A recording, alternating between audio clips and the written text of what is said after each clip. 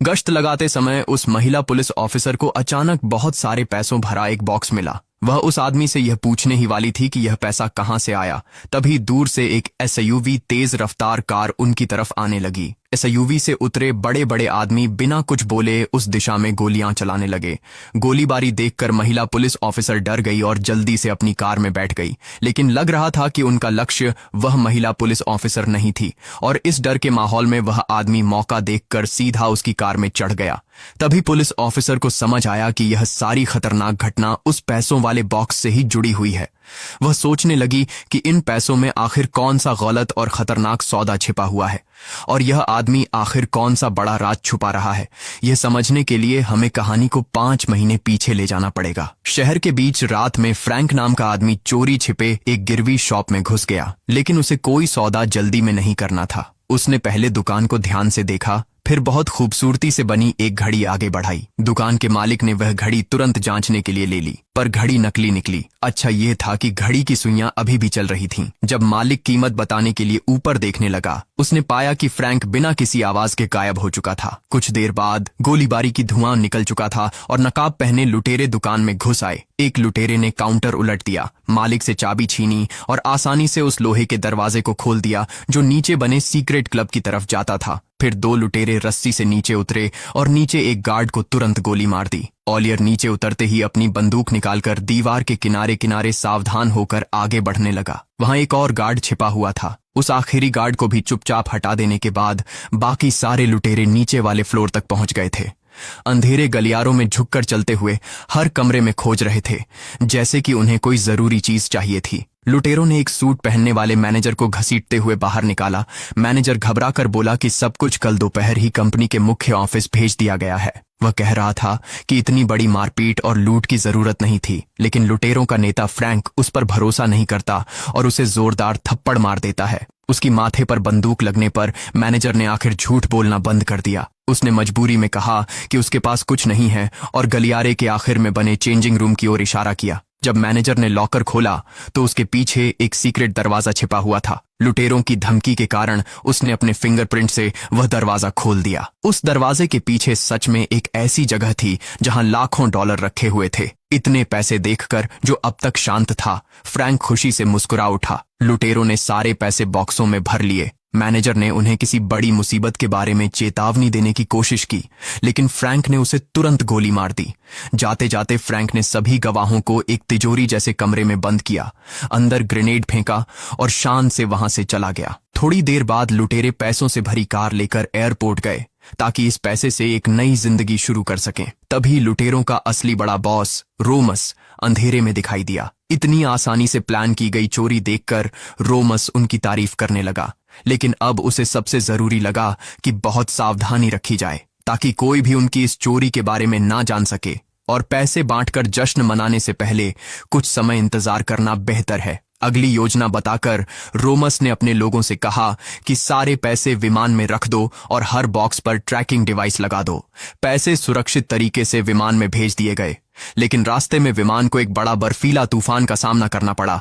इतने कठोर मौसम में विमान पर बिजली गिरी और वह तेज आग में जलने लगा। 5 महीने बाद हर्ली नाम का शिकारी अलास्का के जंगल में दिखा। हर्ली एक जमी हुई झील की सतह पर चल रहा था। वह रोज मछली पकड़कर और शिकार करके जीवन बिताता था। इस बार वह अपना मछली पकड़ने का जाल लेने आया था। जैसे ही वह जाल देखने बैठा, उसने दूर एक अजीब चीज देखी। उत्सुक होकर वह कुदाल लेकर वहां देखने गया। उसने देखा कि मोटी जमी हुई बर्फ के अंदर एक इंसान का आधा हाथ फंसा हुआ था। यह देखकर उसने कुदाल से बर्फ पर जोर से वार किया। जैसे ही छेद बना, पानी से एक जमी हुई लाश ऊपर आ गई, जिससे वह चौंक गया।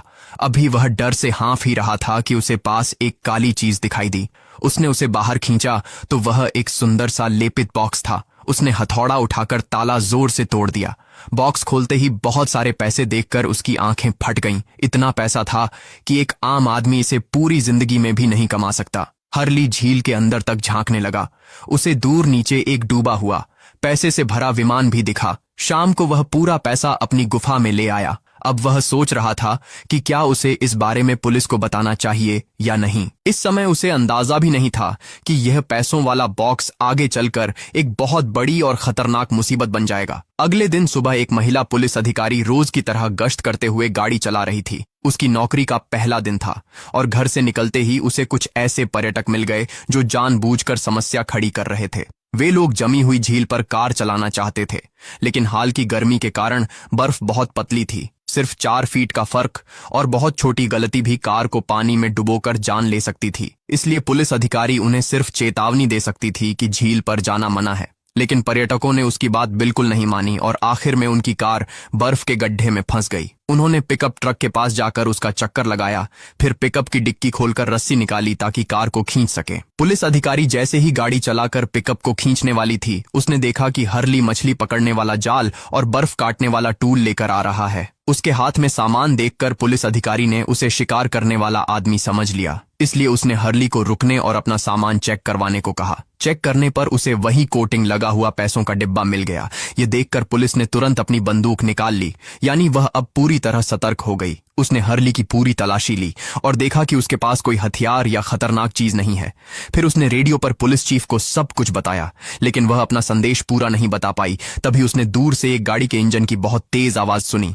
एक काली एसयूवी तेजी से आती हुई उनके सामने आकर रुक गई। एसयूवी कार का दरवाजा खुला और उसमें से 3 ताकतवर आदमी बाहर निकले। ये वही लुटेरे थे जिनका लीडर फ्रैंक था। वे लोग उस पैसों वाले बॉक्स में लगे जीपीएस को फॉलो करते हुए यहाँ पहुंचे थे। कई महीनों से बॉक्स ढूंढते ढूंढते अब जाकर वे सही जगह तक पहुंच पाए थे। फ्रैंक ने कोई बात किए बिना सीधे पुलिस वाली ऐना के सिर पर बंदूक रख दी। उसने ऐना से कहा कि तुरंत बॉक्स और जो भी चीजें हैं वो उसे सौंप दो। फिर फ्रैंक ने अपने लोगों को पिकअप ट्रक की तलाशी लेने का आदेश दिया। उन्हें खोजते खोजते वह पैसों वाला बॉक्स कार के दरवाजे के अंदर मिला। फ्रैंक जानता था कि प्लेन में सिर्फ ये पैसे नहीं थे, बल्कि और भी पैसा है। इसलिए वह ऐना और हर्ली से पूछने लगा कि बाकी पैसों का क्या हुआ, पर ऐना को असल में ये नहीं मालूम था कि यह पैसा आया कहां से है। फ्रैंक इतना गुस्सा हो गया कि वो ऐना को गोली मारने ही वाला था। उसी खतरनाक पल में हर्ली दौड़कर आया और फ्रैंक से भिड़ गया। पास खड़ा एक पर्यटक भी मदद करने के लिए बंदूक निकालकर लड़ाई में शामिल हो गया।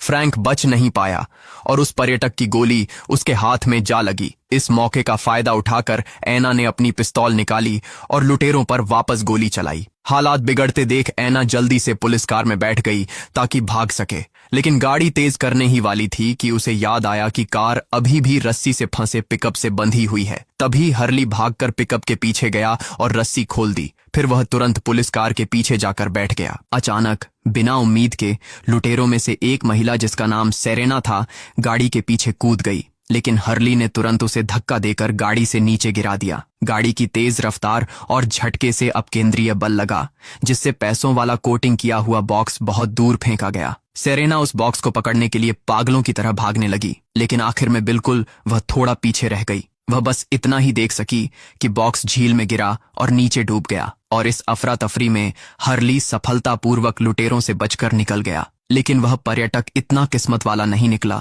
लुटेरों ने उसे गोली मार दी और वह वहीं तुरंत मर गया। झील पर हर जगह फैले हुए पैसों को देखकर लुटेरे गुस्से और पागलपन में नियंत्रण खो बैठे। फ्रैंक रुका भी नहीं कि उसके हाथ में लगी गोली कैसी है। उसने तुरंत अपने आदमियों को आदेश दिया कि ऐना और हर्ली का पीछा करो। वे देखते हैं कि एसयूवी कार के टायर पंक्चर थे।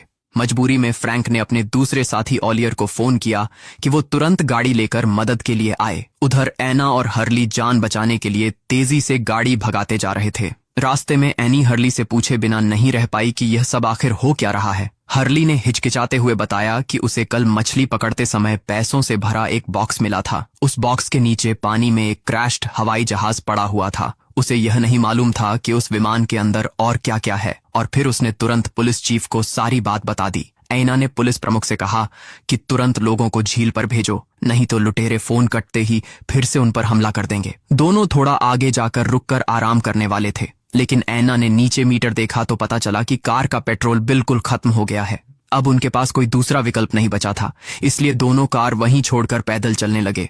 हर्ली यहाँ इस इलाके में 30 साल से रह रहा था। ऐना अच्छी तरह जानती थी कि इतनी ठंड में झील की बर्फ बहुत कमजोर हो जाती है और चलते समय किसी भी पल बर्फ पैरों के नीचे टूट सकती थी। सुरक्षा के लिए ऐना ने वही रस्सी ली जिससे पहले हर्ली बंधा था और उसने गाड़ी की सीट बेल्ट निकालकर दोनों के कमर में बांध दी ताकि वे एक दूसरे से जुड़े रहें, ताकि अगर उनमें से एक बर्फ में गिर जाए तो दूसरा तुरंत उसे खींचकर बचा सके। लेकिन ऐना और हर्ली को यह नहीं पता था कि लुटेरे उन्हें दूर से देख चुके थे। फ्रैंक ने अपने आदमियों को ऐना और हर्ली का पीछा करने के लिए भेज दिया। उसी समय फ्रैंक का एक आदमी जिसका नाम मेरिटिन था अचानक बोल पड़ा। उसने कहा कि हर्ली यहाँ का रहने वाला है, इसलिए वह इस इलाके को हमसे कहीं ज्यादा अच्छी तरह से जानता है। अगर वे दोनों का पीछा करने की कोशिश करते तो बर्फ पर चलते हुए उनको भी खतरा हो सकता था।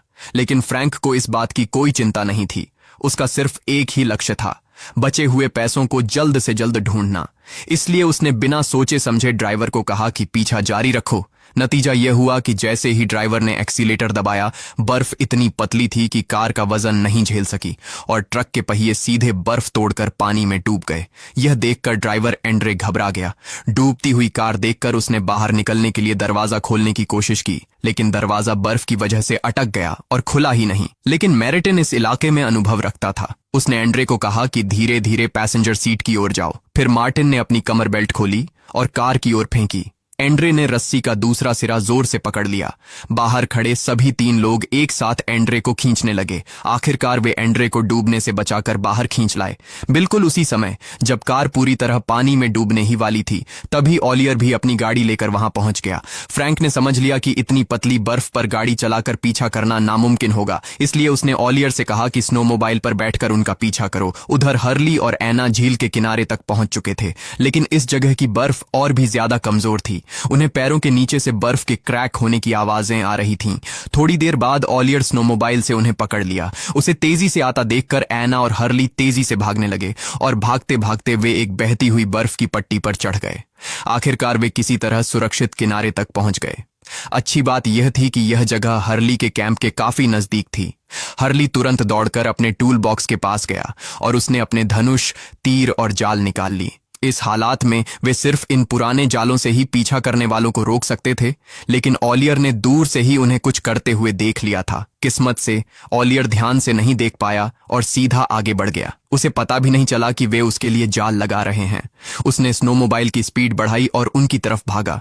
स्नोमोबाइल सीधे जाल से टकरा गया। ओलियर कई मीटर दूर फेंक दिया गया। चोट लगने के बावजूद वह बंदूक की तरफ रेंगने लगा। हर्ली ने तुरंत बिना देरी तीर चला दिया। तीर सीधा ओरियन की जांघ में लगा। दोनों बर्फ पर एक दूसरे से लड़ने लगे। उनकी लड़ाई की मार बर्फ पर जोर जोर से पड़ रही थी। हर्ली ताकत में छोटा था, इसलिए ओरियन ने उसे नीचे दबा दिया। हर्ली ने ओरियन की जांघ में लगा तीर खींचकर निकालने की कोशिश की। फिर उसने वही तीर ओरियन के शरीर के दूसरे हिस्सों में घोंप दिया। ओरियन के दर्द में तड़पने का फायदा उठाकर हर्ली भागने लगा, लेकिन तभी बर्फ अचानक क्रैक की तेज आवाज के साथ टूटने लगी। हर्ली बच नहीं पाया और सीधे बर्फ टूटकर पानी में गिर गया। ओरियन हर्ली को मारने की कोशिश में पानी में हथियार मारता रहा। हर्ली कोने में फंसा हुआ था, इसलिए वह थोड़ी देर के लिए पानी में गहराई में छिप गया। जब ओरियन उसे ऊपर बर्फ पर नहीं देख पाता, तब हर्ली फिर से बर्फ के छेद के पास आकर मौके का इंतजार करता है। ओरियन को पता नहीं था कि हर्ली पीछे से आ रहा है। हर्ली ने पीछे से उसके सिर पर तेज दांतों वाला जानवर पकड़ने वाला जाल डाल दिया। जाल के स्टील के दांत बंद होते ही जोर से चीखा। उसकी खून की वजह से सफेद बर्फ तुरंत लाल हो गई। बहुत खून बहने की वजह से वह वहीं मर गया।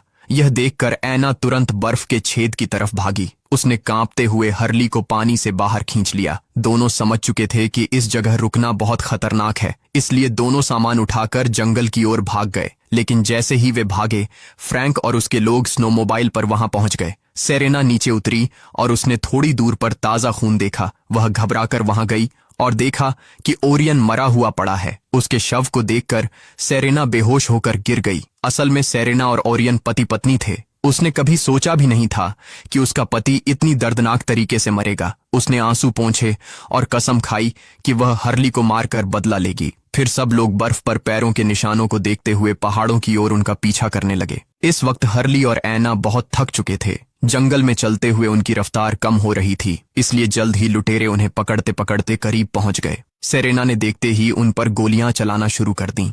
गोलियां बहुत करीब से उनके पास से निकल रही थीं। इस खतरनाक स्थिति में फ्रैंक ने उसे चिल्लाकर रोक दिया। फ्रैंक जानता था कि उनका असली मकसद पैसे वापस लेना है। अगर हर्ली मर गया तो वे उस क्रैश्ड विमान को कभी नहीं ढूंढ पाएंगे और विमान में रखे बाकी पैसों तक पहुंचना भी नामुमकिन हो जाएगा। यह सुनकर सेरेना ने गुस्सा पी लिया और गोली मारना बंद कर दिया। फिर वे अपने बाकी लोगों के साथ और आगे पीछा करने लगे। उन्हें समझ आ गया कि लुटेरे उनके पैरों के निशानों को देखकर उनका पीछा कर पा रहे थे। अगर वे ऐसे सीधा चलते रहे तो जरूर पकड़ लिए जाएंगे। इसीलिए ऐना हर्ली को लेकर पास की एक छोटी नदी में उतर गई। दोनों करीब 10 मिनट तक ठंडे पानी में चलते रहे ताकि निशान गायब हो जाए। पानी से निकलकर उन्होंने पेड़ की टहनियों से अपने पैरों के निशान मिटा दिए। जब लुटेरे नदी तक पहुंचे तो उन्हें कुछ नहीं मिला क्योंकि सभी निशान मिट चुके थे। थोड़ी दूर चलकर वे एक खुली जगह पर पहुंचे। मेरिटिन को वहां आते ही कुछ अजीब लगा, लेकिन सेरेना गुस्से में इतनी अंधी हो चुकी थी कि कुछ सुन नहीं रही थी। मेरिटिन ने चेतावनी दी पर सेरेना उसे नजरअंदाज करके आगे चलती गई। लापरवाही से चलते हुए वह एक शिकारी के गड्ढे में गिर गई। असल में यह इलाका हर्ली का शिकार करने का स्थान था और यह गड्ढा उसी ने पहले शिकार के लिए बनाया था। उसने नहीं सोचा था कि यह जाल किसी इंसान के लिए खतरा बन जाएगा। सेरेना दर्द में चिल्ला उठी। यह देखकर बाकी लुटेरों ने पीछा रोककर उसे बाहर निकालने में मदद की। आगे उन्हें एक लकड़ी का खाली घर मिला जहां वे सेरेना के घाव का इलाज करने लगे। तभी जब वे दरवाजे पर खड़े बातें कर रहे थे, दूर से एक कार आती दिखी। देखने पर पता चला कि वह खुद उनका बड़ा बॉस रोमस था।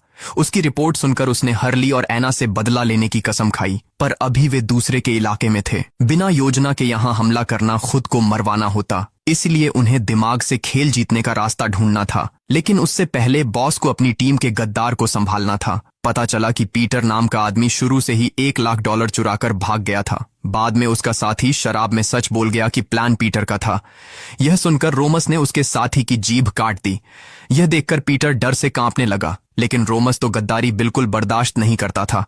उसने खंजर निकाला और पीटर को मारता रहा। उसी समय हर्ली को जंगल में एक छिपने की सुरक्षित जगह मिली। इस समय हर्ली लगभग बेहोशी की हालत में थक चुका था। अगर उसे जल्दी गर्मी नहीं मिली तो वह मर सकता था। इसलिए ऐना ने मजबूरी में हर्ली के गीले कपड़े उतार दिए और उसे गर्म रखने के लिए अपनी जैकेट उसे पहना दी। दोनों थोड़ी देर बातें करने लगे।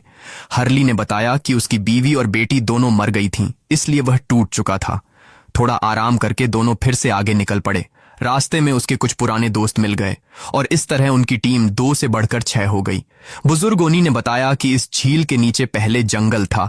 बर्फ पर जो हवा के बुलबुले दिखते हैं वे मीथेन गैस हैं जो बहुत खतरनाक हैं, इसलिए चलते समय बहुत सावधानी चाहिए थी। सुबह होते होते वे बर्फीले गांव पहुंच गए और उन्होंने स्थानीय पुलिस चीफ कोरी को बुला लिया। कोरी ने आते ही पूछा, वह विमान कहाँ है? यह सुनकर ऐना समझ गई कि चीफ ने कुछ सुना ही नहीं, वह गलत बोल गया था। इसका मतलब साफ था, चीफ को लुटेरों ने पहले ही खरीद लिया था। चीफ ने कहा, मुझे पैसे दो, मैं तुम्हें आधा हिस्सा दे दूंगा। लेकिन ऐना और बाकी लोग उसके लालच में नहीं आए। चीफ गुस्से से पागल होकर बंदूक निकालकर उन्हें धमकाने लगा।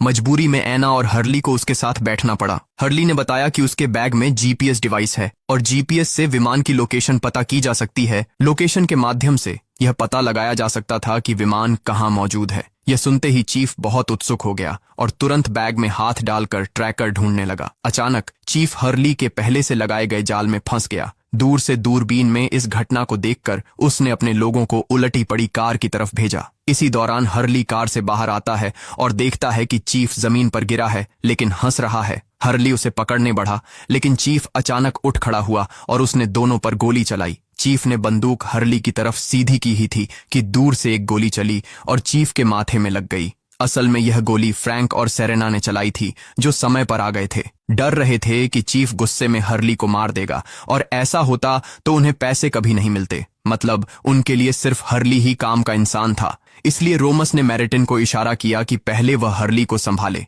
लेकिन मेरिटिन को हाल की मौतें याद थीं और उसका ज़मीर उसे ऐसा करने नहीं दे रहा था। इसलिए उसने बंदूक रोमस पर तान दी और बोला कि तू खुद इस समस्या को हल कर ले। रोमस को धोखा बिल्कुल पसंद नहीं था और सबके सामने अपमान तो वह बिल्कुल सह नहीं सकता था। गुस्से में उसने मेरिटिन पर गोली चला दी। मेरिटिन को गोली लगते ही वह गिर गया, जिसके लिए उसने सालों काम किया। उसे इतना निर्दयी देखकर उसने झट से लाइटर निकाला और रोमस के पैरों पर फेंक दिया।